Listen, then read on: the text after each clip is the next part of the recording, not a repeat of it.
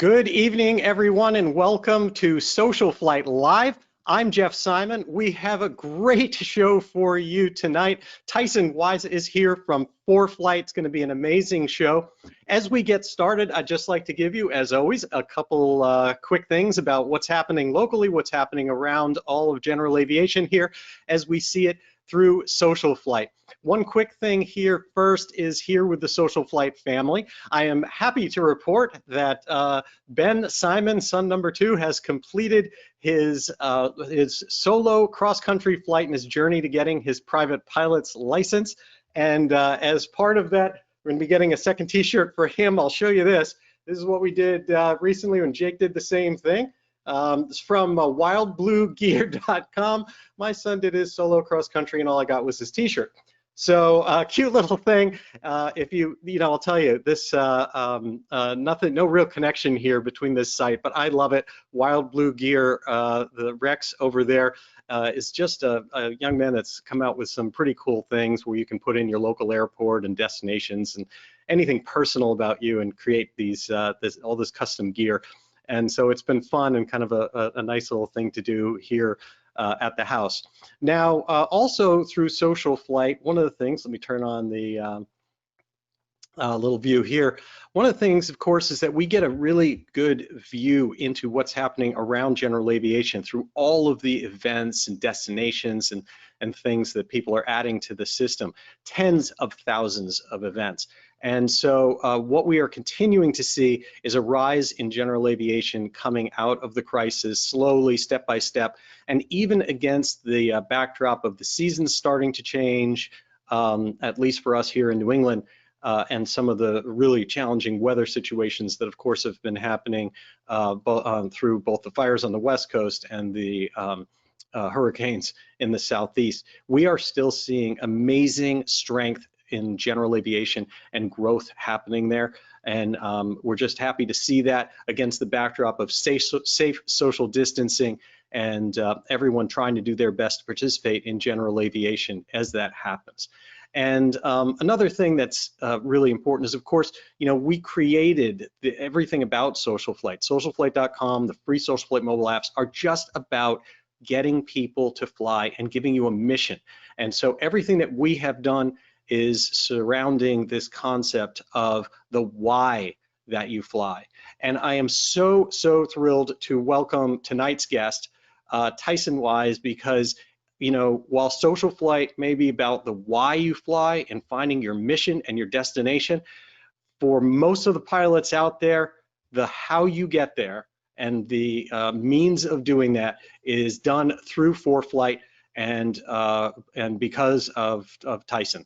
And so what I'd like to do is welcome him to the show. Tyson is an entrepreneur and co-founder and CEO of ForeFlight, the market-leading provider of critically acclaimed integrated flight applications. Since its founding, and this goes back to 2007, and we'll learn more about this in that time, their company has grown into a multinational operation. They've got offices in the United States and Europe. They serve personal, business, military, and commercial flight operations around the world. And as many of us know, they were acquired by Boeing through Jeppesen in 2019. Just a couple things that you may not know. This year in 2020, Tyson and Jason, the two co-founders of ForeFlight, will be inducted into the Texas Aviation Hall of Fame and receive the Godfrey Cabot Award from the Aero Club of New England for making a unique, significant, and unparalleled contribution to the advance and foster aviation. Tyson serves on the boards of the Smithsonian National Air and Space Museum, the General Aviation Manufacturers Association, GAMA, where he chairs Flight Operations and Policy Committee, and the NBAA Advisory Board. He's an active instrument and type-rated multi-engine pilot. Welcome, Tyson. Thanks, Jeff. Glad to be here. Thanks for putting this together. It's the ForeFlight team really that's made all this possible. So I'd love to take credit for it, but man, we've got a really great team behind us that makes it all happen.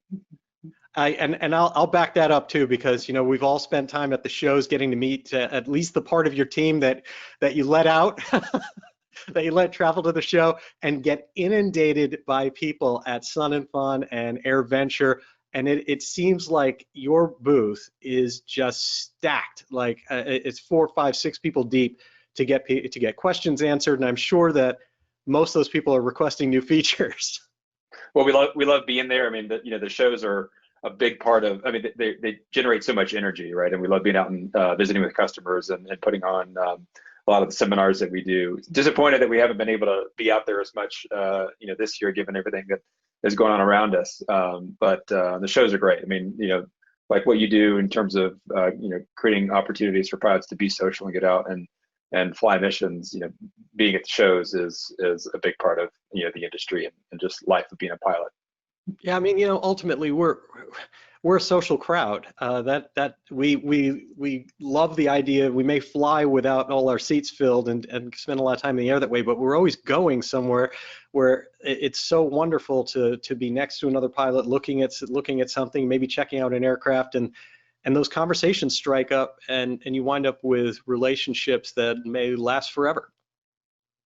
Yeah, absolutely. I mean, one of the biggest things that we reflect on at ForeFlight in our history is the journey and the experience, right? I mean, the things that the team has gotten to do by being part of the team and working on the products that we build across all the different markets has just given the team members lots of opportunity to go out and experience things that they may not have had the opportunity to do otherwise, right? So enjoy the journey, enjoy the flight out there. Absolutely. So let's go back in time and give people a little bit of a taste of how this came to be. I mean, you go back to take me back to how you got started, what generated the idea, and then how you made it through those early Wild West days of mobile devices and app growth. Yeah, the genesis was really two projects that one I had created and another that my co-founder Jason Miller and his wife had created, originally called ForeFlight, the desktop application. And he and I met online in 2006 and said, hey, we need to marry these two things together and allow our users to enjoy both of the things that we had built. And so that was the beginning of our collaboration. I had a web-based product for really simple, looking up METARs and weather around the local area. And for those pilots that were around, in 2007 or flying back then, we had an array of different tools that we used. You and I were catching up on some of the technologies that existed before, iPad and apps and that sort of stuff. But we had these two applications and we married them together and got to know one another a bit more and agreed that we wanted to collaborate on something. And so, really what we were trying to do early on is build a better version of AirNav, really, right? I mean, that was a site that we all used, back then. And we really liked this fuel computer, this trip computer that they had on the website. It was buried down in the bottom right-hand corner. So we said, well, why don't we just, sort of reorganize some of that stuff? And while we were thinking about designs for, building a better mousetrap, if you will, the iPhone was announced, and that was February of 2007. And it wasn't until the summer that the iPhone came out. But when the iPhone did come out, even though we didn't really intend on rushing to the store to get one, I happened to be in the mall in Houston and stopped by an Apple store and saw a big stack there and slid to unlock a phone. It was just like, oh my God, this is really amazing. And I had a BlackBerry and a Palm Trio at the time, and those were just sort of instantly dinosaurs, right? I mean, the world had just changed overnight with the release of the iPhone, and we decided in a week to take the project that we had done and convert that over to a web application that would run in the iPhone's browser, because in 2007 the App Store didn't exist. So the only thing you could do was build little apps that ran in a really small window, and that's what we started with. And that garnered us some early customers. We put a paywall up and started charging a subscription for that. Then Apple invited us into their app directory, which is the precursor to the App Store. It was just a list of all the things you could run in the phone's browser. And that led to a relationship with Apple, where they invited us into the developer program in 2008, introduced us to their development kit, and then introduced us to this new business model, which is the ability to distribute software through the App Store. And that was really groundbreaking back in 2008, because when you wrote software, the way that you distributed it was, you might put it on your website, you might put it on CDs and ship it out, you might stick it in a magazine and a CD insert, or get the app in a box on a shelf in some computer store. So all sorts of different ways to distribute software, and Apple just streamlined all that. So not only provided a marketplace for it, connected to lots of users adopting their software, but it enabled you to easily charge for that software as well. And so we got invited to the Apple development program. We were one of the first 500 apps in the App Store.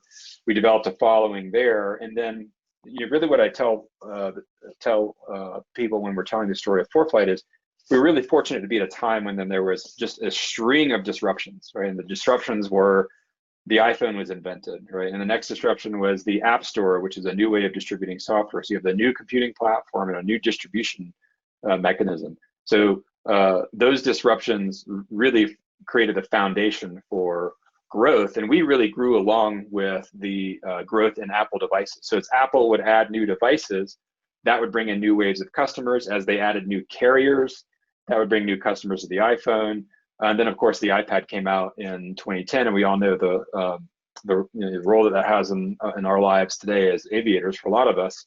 And that again unlocked a whole nother wave of disruption that really transformed the things that we use in the cockpit. Right? I mean, before the iPhone and the iPad, we had lots of things in the airplane. We had little green books, the AFD that the FAA produced, and sectional charts, and flight guide, and I mean just an array of different things that we buy, and that has really just gotten collapsed into one thing. And so those were important disruptions. And then other disruptions after that, ADS-B, a big game changer for all of us that fly. And I remember in 2010, 2011, and 2012 when that was emerging, we hadn't really wrapped our heads around it. And then I'd say we pivoted and we focused on building one of the first battery-powered ADS-B receivers. And looking back, had we not adopted that innovation, we wouldn't be where we are today, right? So, I think we were,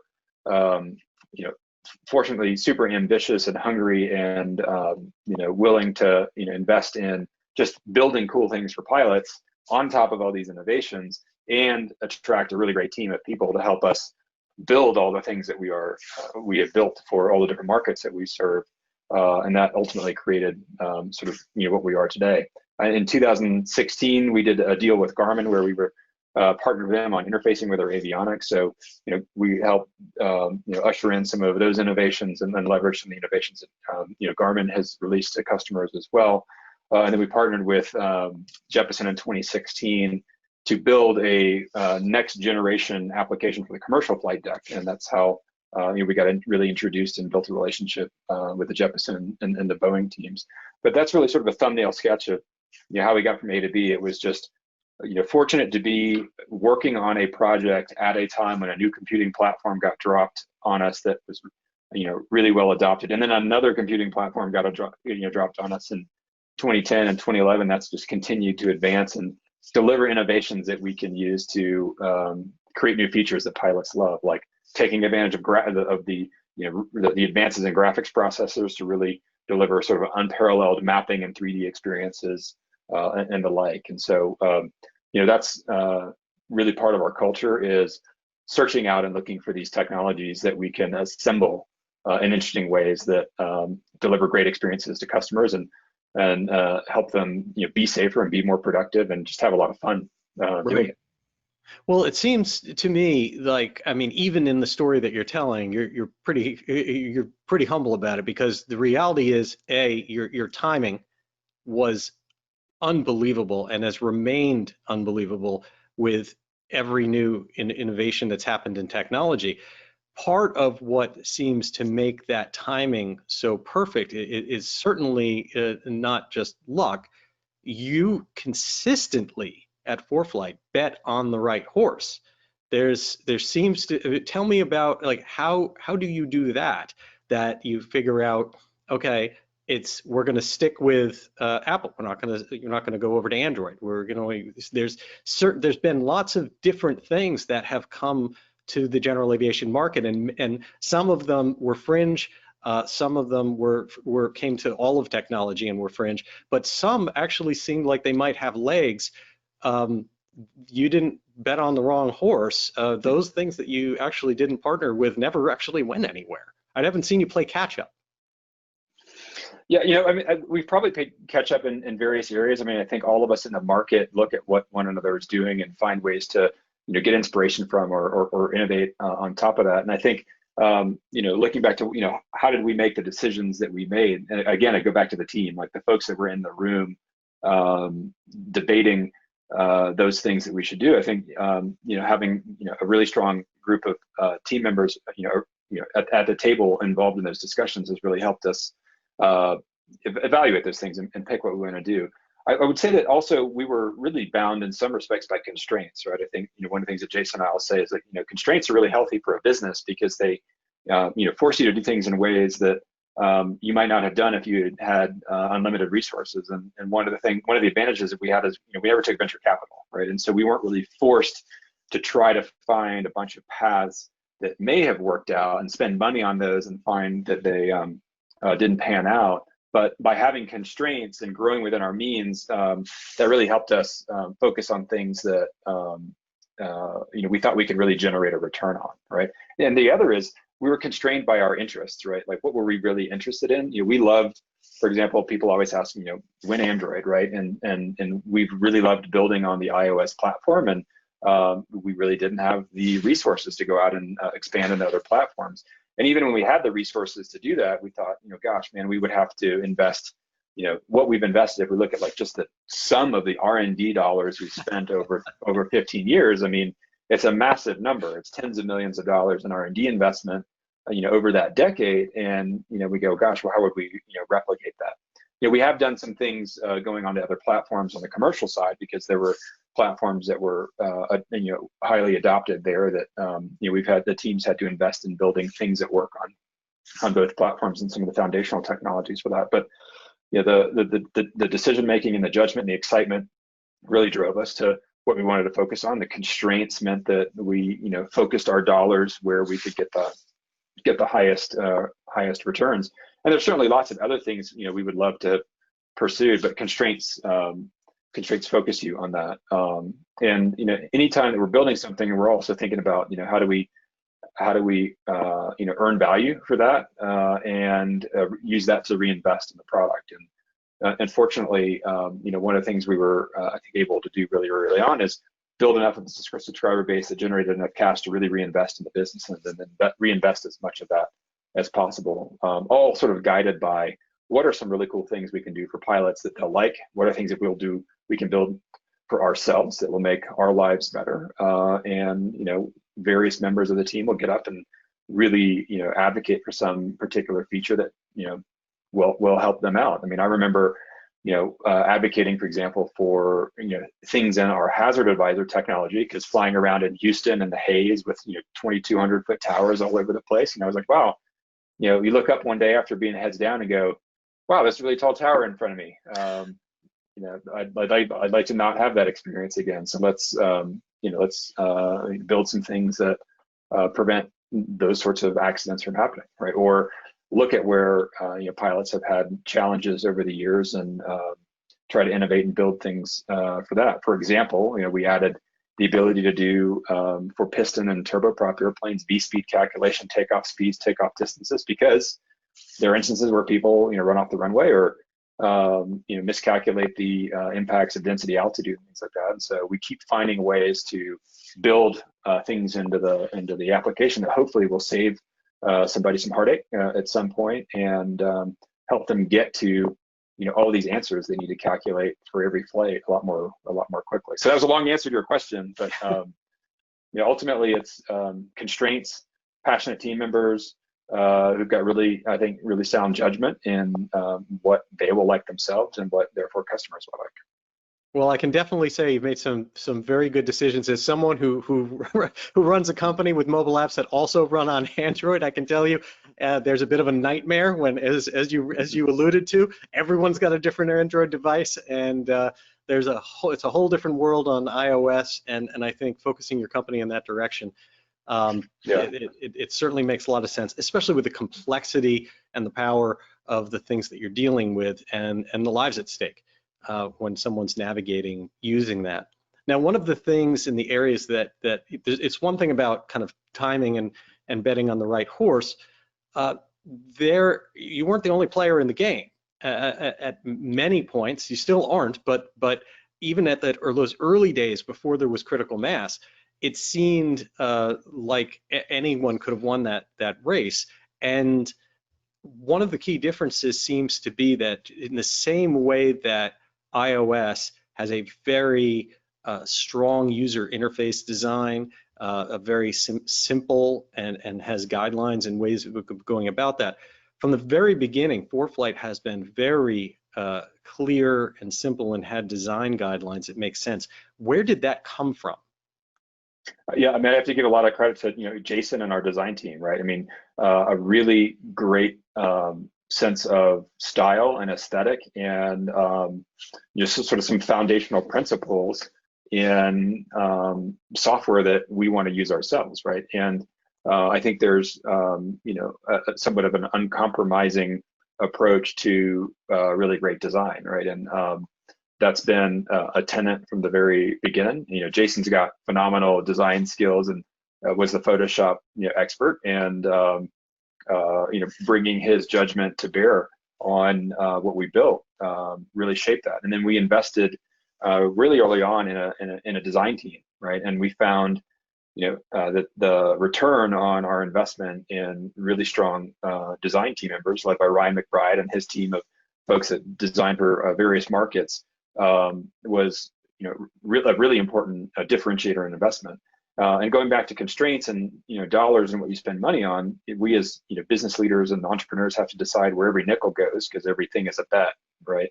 And we found by investing in really great design, we were actually more productive as a company, because developers in the early days, I think we would whipsaw some of our development team by drawing something out and sketching it, and they'd go build it, and then we'd want to change it, and they'd pull their hair out, and we wanted it to look a little bit differently. And so design really brought a lot of order to how we built applications, right? And so when we go to build something, we do that with the design, maybe 80% of the way there, and then we experiment with the ergonomics and see how we like it, and whether or not the design was a target, and we adjust those sorts of things over time. But in terms of how we, I think, ultimately went back and wrote the story of ForeFlight and how we ended up, on top, when there was an array of different companies building apps. I mean, Bendix King and Honeywell, and I mean, lots of companies were at the table there. It's one, we locked onto it really early, and I think as you grow as a company, you look at the things that you can invest in, and sometimes you look at new innovations and maybe discount them and not put enough energy into those early on, and those become dilemmas later. And then there's books written about the subject, right? And so we were just, that was all we knew, and every dollar of revenue we made was a new dollar, and that was exciting, right? We made $100 a day. That was awesome. If we were part of a bigger company, they might not have thought that was so awesome, right? At that point in time. And so we had this sense of urgency. We knew we had big competitors who were going to move quickly. We knew that from business school days, first mover is not a long-term competitive, sustainable competitive advantage, right? And so you have to get beyond the first mover to some level of a level of altitude, to use an aviation analogy, in order to sustain flight, right? And so we have that sense of urgency. Again, we really invested in building a team, because the only way you can build all the stuff that we're building is you have lots of really great team members that can build things in parallel, right? And we've got all these different manufacturing lines running. They're producing code and landing things at different times. And I think in some regards, we invested earlier in our team, and we invested in some really important partnerships along the way. Right? We invested, we had a partnership with AOPA very early on, which gave us a big tailwind. We've had a great relationship with Weihs for a very long time, and they've been a really great partner in supporting us, and a lot of our early successes, attributed to their contributions, helping us market the product and the company and the solutions that we put together. So we've had some really great partners along the way that have contributed to our success. So and then we invested externally in sales and marketing, and really early on latching onto, for example, the business aviation market. I remember before we had quit our day jobs, getting a phone call from Walmart who said, "Hey, we want to buy iPads for our pilots," and that was 2010, 2011. And we said, that's interesting. There's a whole market of business aviation customers that are going to buy differently, and we invested in the commerce systems for that, and we built up a sales team, and we have sales team members focused on different regions of the country and different segments. And so building that team gives you the ability to go out and be with customers and get more intelligence and take that intelligence and bring it back to the product. So we had a bigger intelligence network out there. We had, I think, probably a larger team, and that team was really, really productive. And we just never, I think, even to this day, have lost sight that competition can come from anywhere, and you have to operate with a sense of urgency and keep your pedal to the metal and keep moving, because disruption can come from anywhere. Right. Well, it makes a lot of sense. And you and I were both obviously back in the early days when I was at VistaNav, and we were creating those products at the same time. And you mentioned the corporate market. Now that was a really, really challenging market of EFBs at the time, electronic flight bags, and where the regulations were going from the FAA to be able to sell to the corporate market and even beyond that as well during the time. It sounds like you really put a lot of your percentage of investment into R&D, and especially into that design team, so like you could do that. How did you figure that out? How do you determine how much you were going to continue to eat ramen noodles and make that investment in R&D and design, so that so you can bet on where those things are going? Because like you said, it's one thing for Part 91 pilots to be able to use this all over the place, but if you're going and targeting corporate and then eventually commercial, there's a lot of regulation around that. Yeah, so regarding the regulation, I think that's one of the constraints that we applied, right? Which is we always wanted to stay on the non-certified, non-highly regulated side of what we did, because we have friends in the certified world, and it's a different DNA. You sort of have to grow up in that world and understand all the dynamics there. So we really stayed on this side of it up to a point, and then we had to go for certain markets, seek operational approvals and get into some of those things that influence policy. That's when we joined Gamma, was when we realized, okay, we've got to play a different game here if we're going to get into different markets. I mean, how we I think got into I think how we realized that design was so important was, Ryan McBride, who was our first designer, he's our head of our design, came to us and said, hey, I'm a pilot, love your product, looking for a new gig, and we brought him in as a contractor for a while, and then realized, wow, we're getting a lot of ROI on having these designs really well put together and have a process and an approach and practice for that. And so we started expanding our design team, and we want to expand that more, right? Because it really helps you explore the edges. And one thing that's really great about talented designers is they have to really think about what all the requirements are, and they have to explore all the dark corners of user experience and think about how things interact. And so we really learned that you've got to provide sort of time to explore those different avenues. And sometimes we get frustrated because we'd want things leaders always want things to happen faster than they happen, right? And so you go, well, why are we exploring that? And you realize after the fact, well, we explored a path that we didn't go down. And that was really important in developing our understanding. So I think it's been a process of maturing and seeing the value in that. But forever, I will in ventures I'm involved in, will make sure that's a key component of the development process, because it really helps you focus and use your dollars wisely. Do you do a lot of A/B testing of the things, or how is it all very kind of visionary based on the designers that you have and their expertise and the approach you're taking, or is a lot of it done through experimentation and testing? Well, that's evolved. I think early on we'd said no A/B and testing. We'll just we'll use it, we'll figure out what we like, and then we'll go with that, right? And that's evolved over time to include various amounts of things you mentioned, like example of an A/B test where you're really trying to experiment, and does this work or does this other thing work? We did some of that early on and found very little differences, and as we've gone on, we've employed that in more areas, like, for example, what works in terms of promotions or commerce or pricing or things like that. That's where we get some really good data on where are people's interest in adopting premium tiers or things of that nature. The design team does a lot more user experience testing these days, where they'll sit down and they'll show different concepts and have tabletop exercises with customers and test designs on them.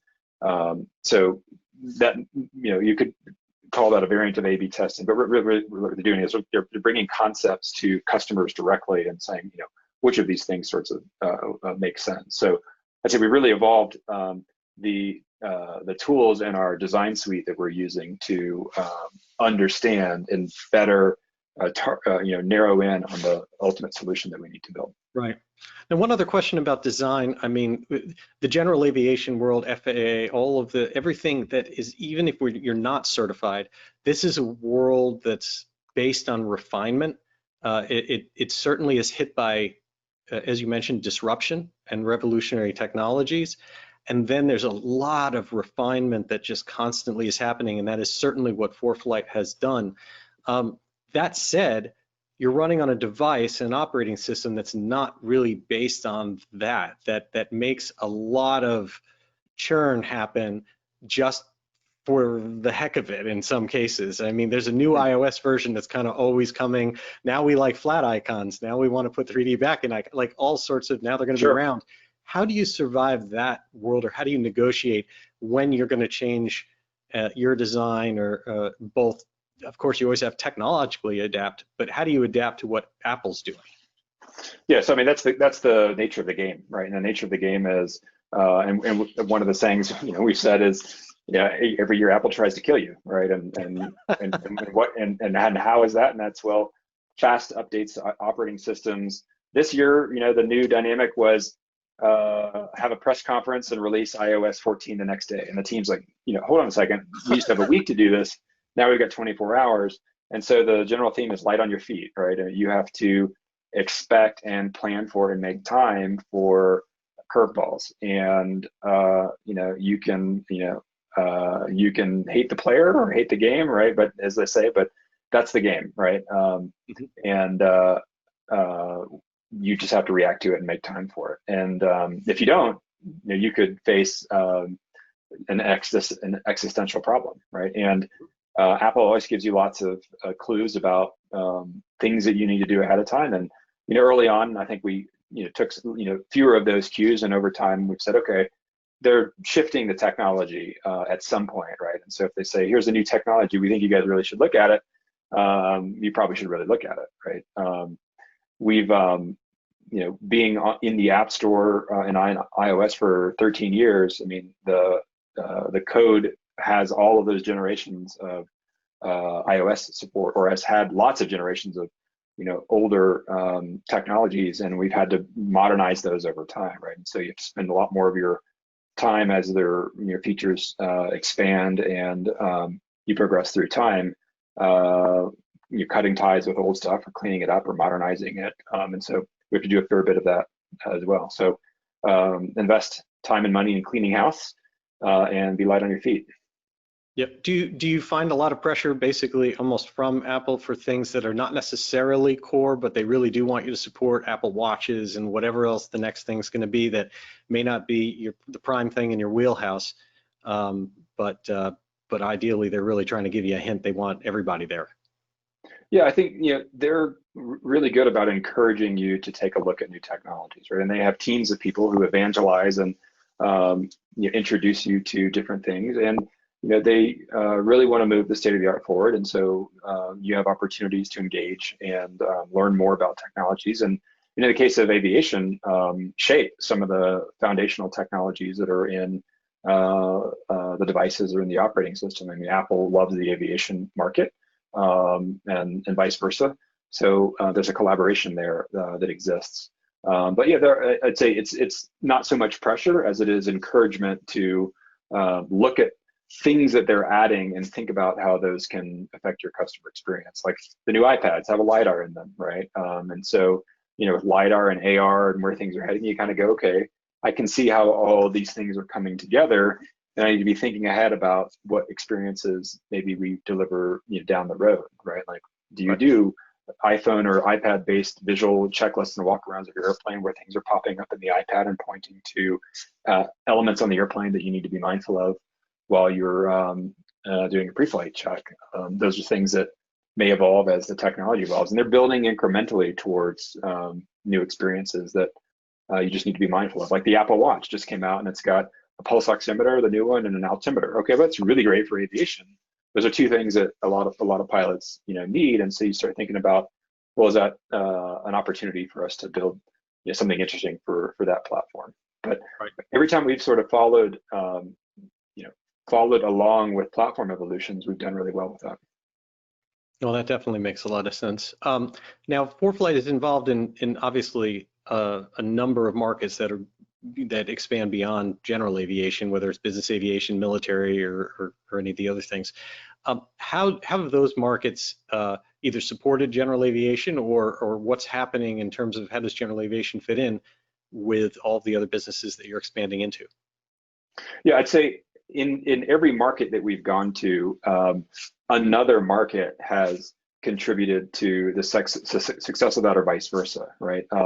There are things that we build for the military that come down to or come over to business or general aviation, and vice versa. There are things we build for the commercial market that are really advanced technologies on the Boeing side that will see and have seen come into ForeFlight as well, right? And so yeah, I very much have a view that supporting pilots of all types, flying all types of airplanes in all regions, will help us get outside of our comfort zone and expand and build technologies to help support them, right? And as we have evolved in our own respective lives, meaning individuals on the leadership team and in lead positions, those experiences have really influenced the product. And I know that we took a trip as a leadership team to the Bahamas one year, and we flew around, and we realized we need to understand more about customs and border control,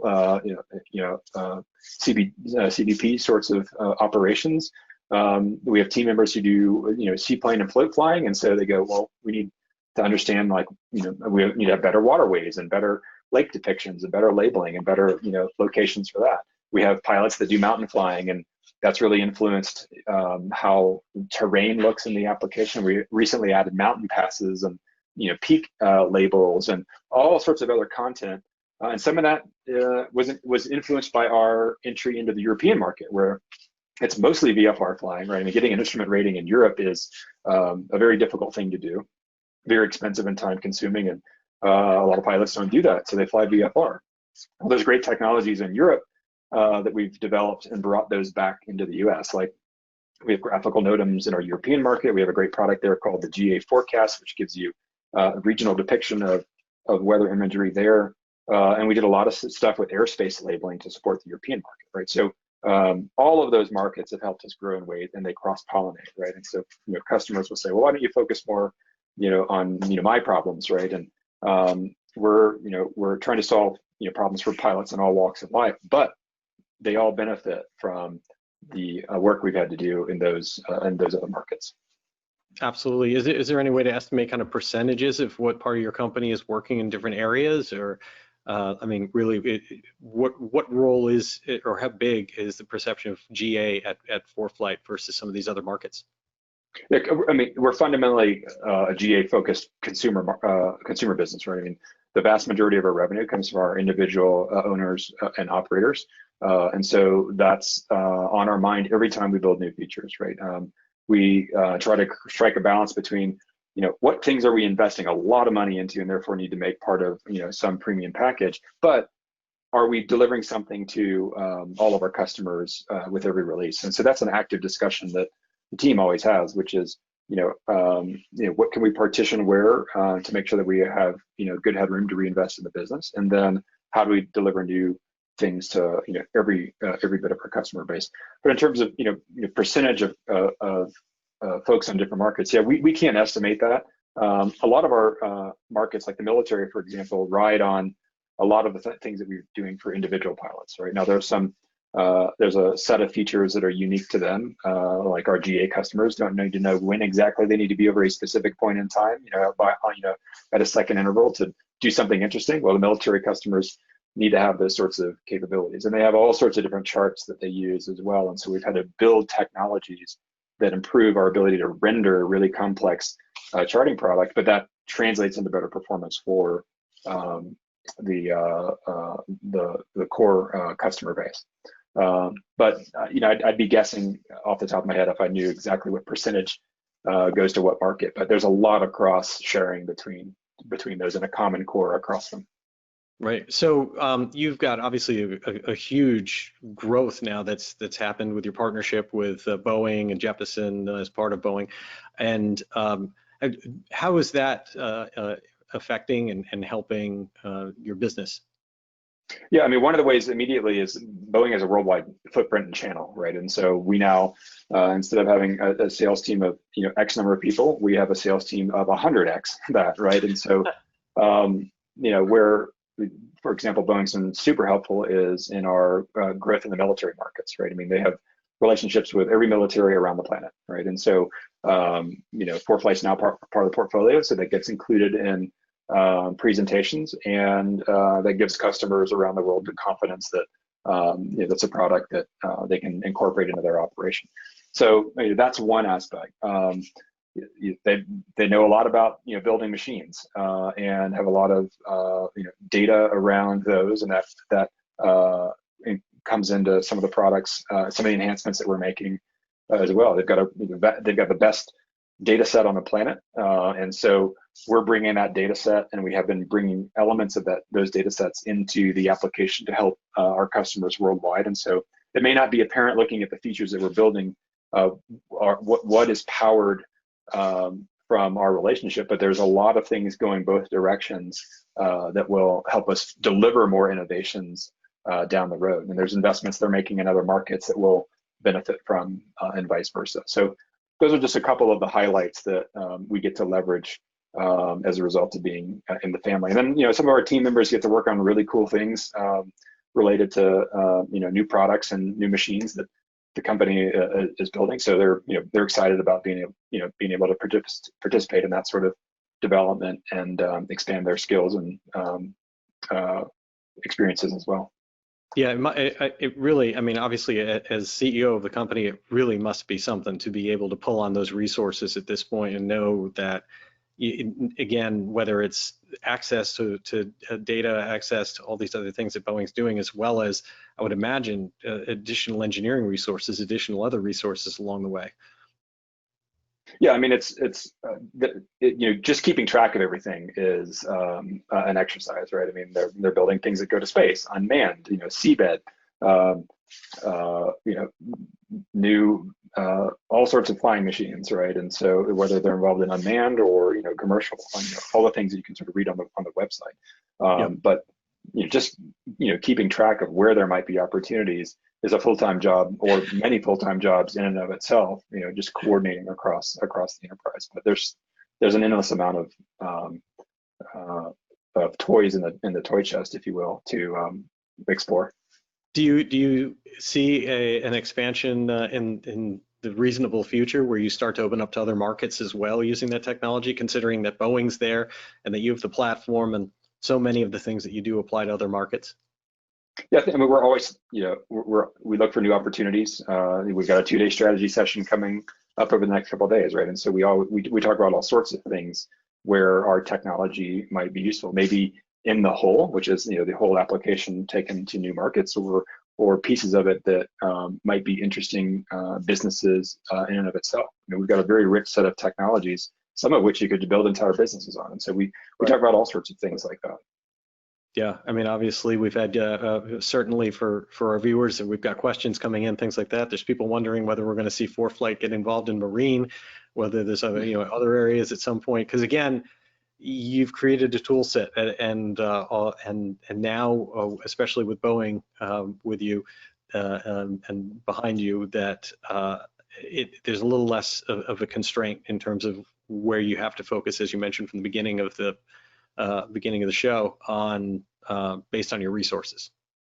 Yeah, I mean, any market we would get into, we've got to have some method of entering that is unique, that we can build and have an advantage on. If we were to say, like, let's go into the marine market, well, there's lots of stuff in the marine market already, right? So what are you going to do differently that allows you to build a successful business on top of that? Right. So I mean, that's how we would look at those sorts of things. Maybe if half the people on the leadership team buy a boat, we could find ourselves going, we want to have weather and charts for nautical uses. Well, there's a lot of overlap there, and there's some foundational technologies that may apply. but we might have to go compete with the ForeFlights of boating, right? And Right. I think if I was in a position to come, compete with the ForeFlight team from a standing start, that would be really tough, just because of everything that's been built into it. So we look at other markets the same way, which is what do we have that can allow us to enter in some meaningful way that would be different than what's out there. And usually is there a disruption that we can ride, right? What's going to disrupt the incumbents in that market? Right. Well, as we said at the beginning of the show, I mean, we have seen at SocialFlight a pretty, dramatic change throughout the crisis. Of first, a slowdown, of course, within general aviation, and we did quite a bit of work to try to keep people going and keep these very fragile general aviation businesses going. And now, of course, we're seeing quite a bit of a pickup. What have you seen, and what's been your experience at ForeFlight regarding COVID-19 and going through this period? Yeah, man, I wish I took notes every day on how I was thinking or feeling throughout the crisis. But we've seen a lot over the past few months. I have a chart in front of me right now that I look at every day, which we call our COVID leading indicators dashboard, which is what's happening across our business and in the market at large with the data that we can track. And March and April were pretty scary times, right? And so we saw a big contraction in activity in March. It sort of troughed at the middle of April, right? And we saw revenue come down in that period, just like many other companies have seen. And so the question at that point in time is, where's the bottom, and when are we going to get out of that? I think we went into COVID saying, well, people are going to fly again, right? And we'll continue to build features that make their lives better, and we'll keep doing that. Fortunately, we got through April and saw the bottom and started seeing activity recover in the business and general aviation markets. We call them personal aviation and the business aviation. So personal aviation was first, and I think it was folks like you and I who have piston airplanes said, I've had enough, I'm going to go fly, right? And so our family's routine during COVID was every Saturday, Sunday, went down to the hangar, took the DA-40 up, did a few laps. We didn't really have anywhere to go, but we started seeing that in the data, right? And so I remember thinking, gosh, I want to get out and fly the airplane. I'm going to do that. And then I saw the data and flight plans filed and flight activity start to rise. Summer was really strong.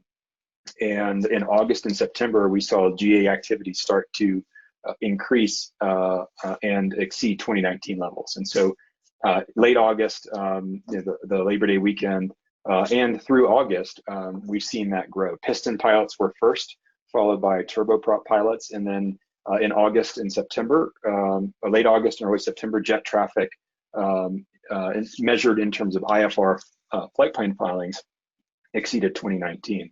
And we started seeing more logbook entries and more customers recording track logs and taking off and landing and that sort of stuff, and that's really encouraging to see.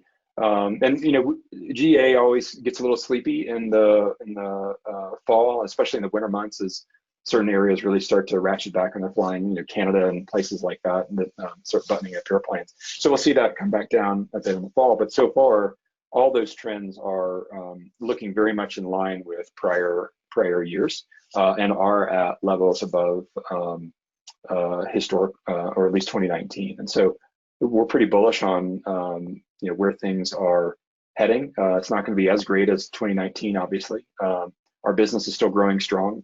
We didn't have to take any actions during the pandemic, which is great. So the team is at full strength and continuing to deliver and growing the business. And we've been fortunate that areas like military and business aviation have just been really hungry for the products that we're building, and that's helped continue to drive the growth and the reinvestment.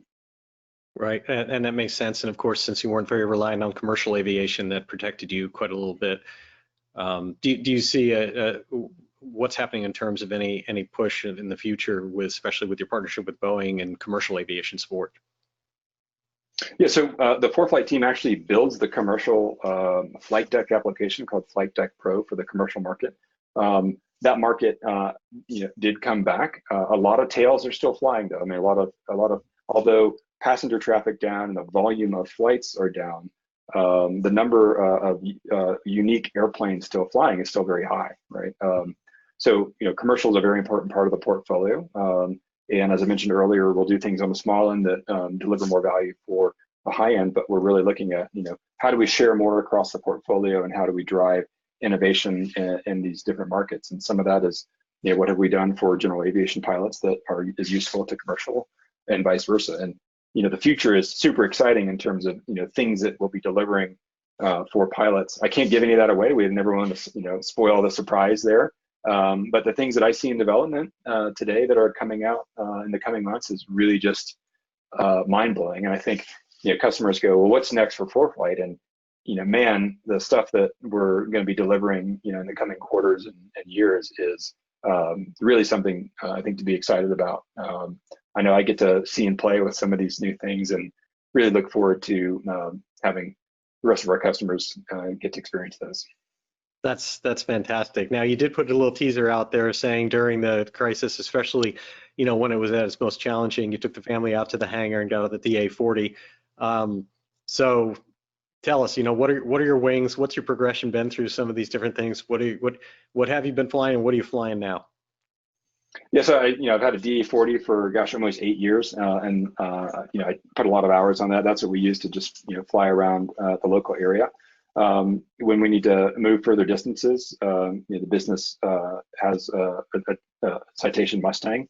I fly an M2 as well, and so that's our transportation. And the progression has really been, and the progression is really mapped to the product progression as well of all of the leaders of ForeFlight as they have grown in the types of airplanes that they fly. On the leadership team, we fly everything from pistons and float planes up to turbojet aircraft, right? And so that has really driven the product. But I love flying the M2, and really what I love about that is getting new experiences and new ratings, and really trying to sharpen my skills and and evolve that. And so I'm really looking forward to over the next year continuing to expand that. Right, I don't have a commercial rating, and so that's something I want to spend some time on. I'd love to learn how to fly helicopters, but I don't have anything in particular that's a favorite. I really like now at this point just experiencing all sorts of different types of flying. I've done a lot of backcountry flying in the past year. That helped shape the product as well. We've got a number of people that are doing that in the company, and that helps us deliver a better solution for those pilots as well. But spent a lot of time in a Husky last summer and really enjoyed that. So I guess the message here is, if we get Tyson into if you want a certain area to get expanded within ForeFlight, we got to get Tyson involved in that. A little more backcountry flying, a little seaplane flying, whatever if this is an area that you want, someone on the team. You got to get someone on the team to do it. It's not like I said. I mean, I'm just one voice, in the product development, but it's the team and all their experiences that shape it. But you got to have someone on the team that does that, and we're fortunate that. We've got ex-military pilots. We have, former search and rescue helicopter pilots, corporate jet pilots, active, captains and airline aircraft. We've got it all, and we're fortunate that we have all those perspectives and those voices who, want us to build things that help them out too. But definitely being in airplanes helps us focus on that particular one. It's so great that I'll tell you, and anything that has to do with the small to mid-size, or now, of course, you're part of an enormous aviation company. The idea that you can stay rooted in that, and that so much of your passion works its way from your daily life and experiences and things that you're able to do in aviation, right back into the product, right back into things you do. It just makes it all worthwhile. It's a great journey. I mean, we're really fortunate. I think a lot of us would say we're fortunate, one, to have been introduced to aviation, and then been able to find, a career at ForeFlight where we're really part of, driving innovation forward. We've got lots of, job positions open. So go to the website if you're looking for something new to do. You have to certainly promote that. But there's, lots of things that we're doing across markets that we need more people to help us out with.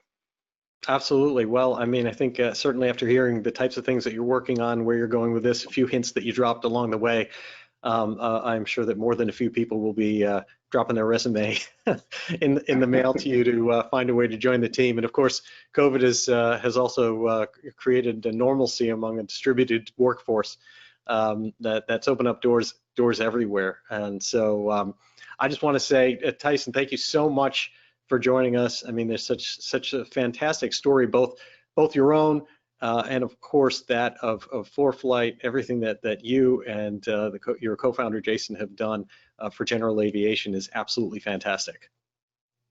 Well, thanks so much. I know it's a challenging time out there, so I encourage everyone to just stay safe and be well, and hopefully we can all come together at a show here in the near future and celebrate being together.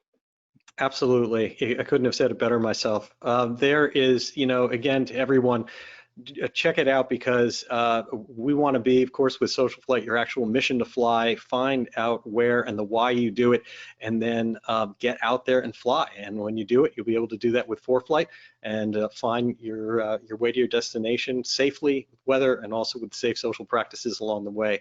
So again, Tyson, thank you so much for joining us here on SocialFlight Live, and thank you to everyone else who's joined us and taken time out of their evening for this show. Now, next Tuesday, as always at 8 p.m. Eastern Time, we will be back with, in this case, Barry and Brian Schiff.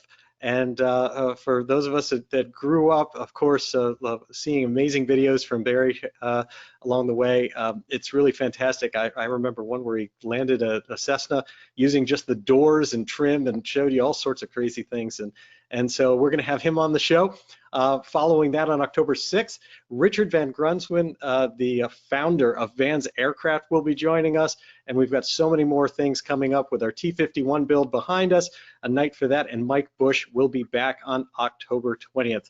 So with that, again, Tyson, thank you so much for your time, and for everyone else for their time tonight on SocialFlight Live. Until next time, blue skies.